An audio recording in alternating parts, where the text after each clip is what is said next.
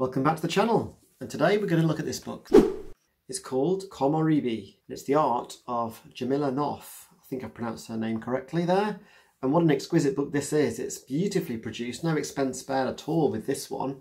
It's got a really nice piece of artwork on the front. It's very eye-catching, done in a really nice style, and I think the colours are amazing. That's one thing throughout all of this book. All of the pieces have got really careful sort of colour consideration, and she talks about this as well, the choice of colours and how she goes about choosing the palettes.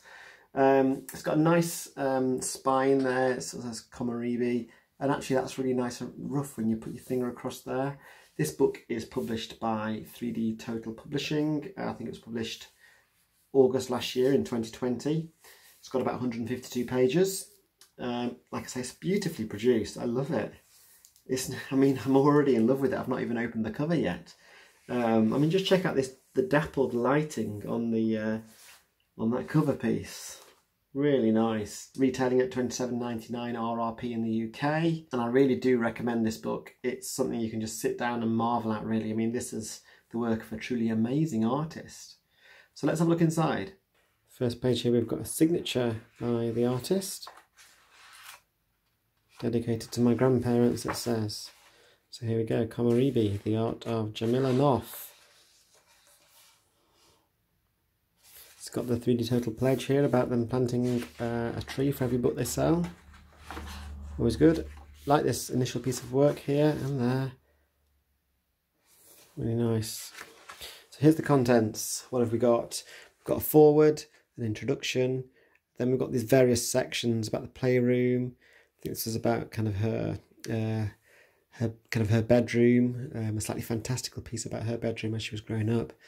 A bit about the countryside here, the city, so different locations, the secret chamber, some black and white art in this section as well, which I think is good, but I think what's really good about this artist is her use of colour, personally. So there's various sections in there, and then the workshops. This is very practical, kind of almost like tutorial and advice in this section. And a thank you at the end, so let's have a look. It's a foreword by Lois, another artist. And here's the introduction by the artist herself. Okay, and then here's this first section I mentioned about the playroom. I think she says somewhere about how... Okay, well, here's about the beginnings. So it says, coloured pencils and crayons were my medium of choice in my earliest drawings.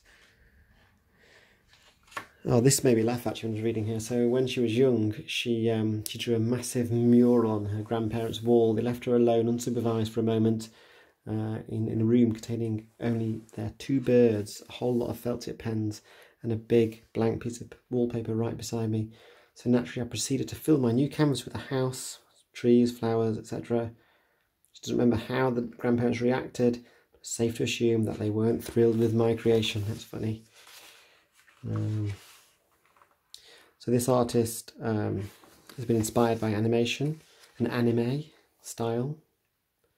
But I really like all of the artwork has got a really well considered kind of colour scheme, colour palette, and you see that throughout. I also find that the artwork is really relaxing as well, really sort of tranquil scenes. So I find it really nice to look through. It makes me feel relaxed. Here's a good example. Look at that. Lovely. I was just sort of like smiling and kind of being a bit sleepy. Escape to nature, this section's called. This is the most autobiographical illustration I've ever created. Oh, this one's good too. What does it say? With this piece, I wanted to show the uncertainty and endless possibility of embarking on a new adventure. And look, these characters can see for miles. Kind of a bit like sort of Lord of the Rings, being able to see mountains beyond the Shire, etc.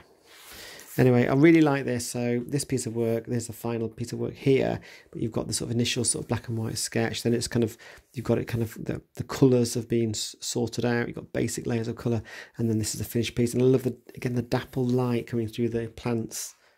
Brilliant. This is nice as well. Look at that fox's expression. It's just pure love. It's like a pet. She's put here, there is so much beauty out there in the world, with more fascinating locations, people, art and culture than ever imaginable. It's true. Again, more kind of like, what's the word? Contemplatory. That's the word. This is also nice. I painted this scene in winter. I always enjoy using the weather as an inspiration because it has a big effect on my mood. Yes, and look at this one. Beautiful. Lights in a lake. Discovering Mushishi reminded me of why I love art and what I was missing. Whenever I feel lost, I come back to it. I like this as well. This is her painting somebody in a rainforest, trying to capture the idea of rain falling through foliage. And I really like the way you can see all the water's just like dripping off these massive leaves. What does it say here? The Smell of Rain, it's called.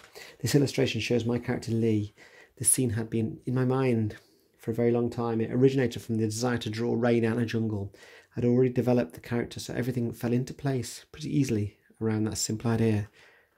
Brilliant. Love it. Reminds me a little bit of Avatar, actually, for some reason. Avatar the film. This section's the city. Again, there's more characters and locations, all very kind of chilled. This is lovely as well. Higgy lighting going on there. Some snow outside. Oh, and I like this. This was done apparently during lockdown in March 2020. Yeah, I painted this piece during quarantine from the coronavirus pandemic. It was inspired by the simple wish for normality and even boredom in my life instead of the unease and uncertainty of the time. Yes, I really like that. I mean, I've got a cat and they look so strange when they yawn, don't they? But there we go. Here's a woman in some rather flowery pants walking her corgi. Look at that, lovely. Just sort of captured the light really nicely there. It looks like it's either early in the morning or perhaps sundown, approaching sundown. This piece was inspired by rural Japan and the tranquility before the whole world wakes up. Okay, so it was early in the morning, yeah. She's captured that light well.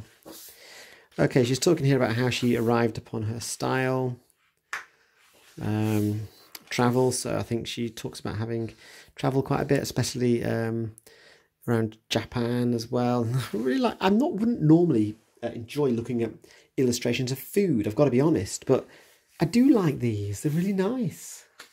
They actually, yeah, they make me feel quite hungry even. Here's some studies from her time in Japan, I believe.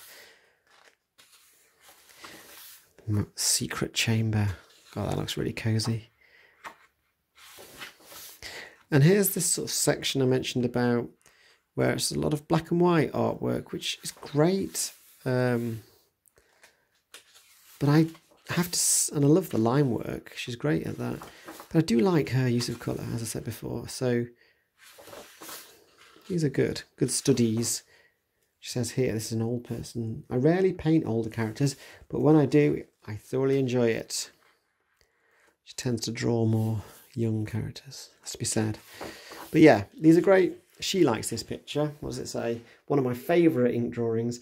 I like the subtlety of the lines, the character's expression and design, and of course his trusty animal companion. And it's a fox, a friendly fox popping up again there. I like this face. There's clean lines there. Yeah, but as I keep saying, I really like the way she uses colour. So I'm going to keep going, just show you this. Oh, these cute penguins, it's unbelievably cute, especially him. Look at him, he's just loving being alive. Captured this expression well as well, sort of slightly hesitant, sort of almost like daydreaming type, what does it say? It has become rare for me to paint a single character without a complex background. But for this piece, that's all I wanted. Yeah, just capturing that expression and emotion.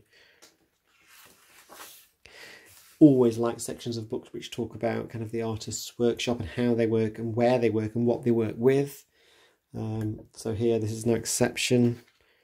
Really like the lighting. I love the really bright lighting of the windows there as well. And the way it's casting shadows on this wall. So I believe this is actually the artist now and her working, and she's saying, She likes to surround herself with very few carefully chosen things, so a very minimalist approach to a studio, and obviously working digitally here as well, and with a Wacom tablet there. Love all of this. She's got a thing for foxes, hasn't she? I noticed. Another one cropping up here, or is that a wolf? Similar things. This is good. Breaking out of routine.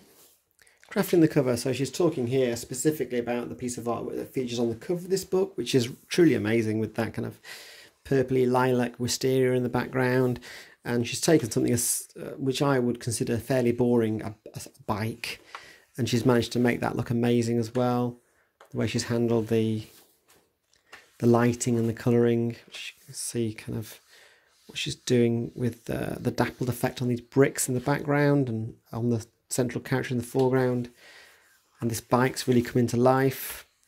She's talking about the use of shadows and gradients in the piece and some final adjustments. It's just wonderful, really. What an amazing piece. I'd like to have that, you know, sort of framed as a piece on the wall, really. So now she's talking here about how she paints the foliage in her pieces, and gets the effects that I've mentioned, shadows and whatnot. And she's referring now to 3 of those pieces that we saw earlier in the book. These 3. Improving composition. She's talking about what works with a good composition and what a boring composition is and how to avoid that. Talking about perspective here and showing that off.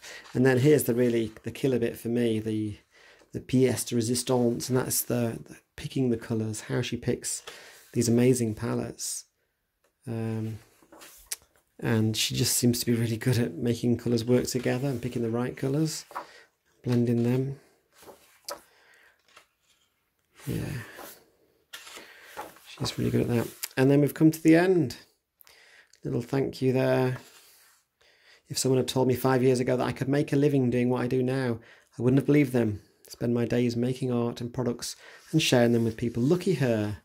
But it would be such a shame if she wasn't able to share her talent with the world, wouldn't it be? So yeah, the small books here by the publishers. I really recommend a lot of these books, in particular this one. It's very inspirational if you're into art.